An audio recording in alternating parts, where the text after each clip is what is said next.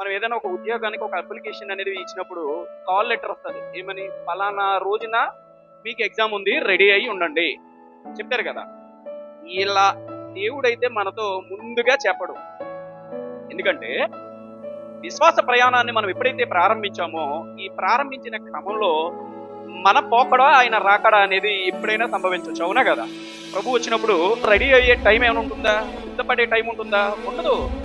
కను రెప్పపాటున కడపూర మోగగా ఆ టైంలో కడప్రోగ మోగినప్పుడు మరి నీ విశ్వాసాన్ని బట్టి నీకు ప్రతిఫలం వస్తుంది. కాబట్టి నీ విశ్వాసంలో నువ్వు ఎలా ఉండాలి అంటే బలంగా ఉండాలి, స్థిరంగా ఉండాలి, నిలకడగా ఉండాలి.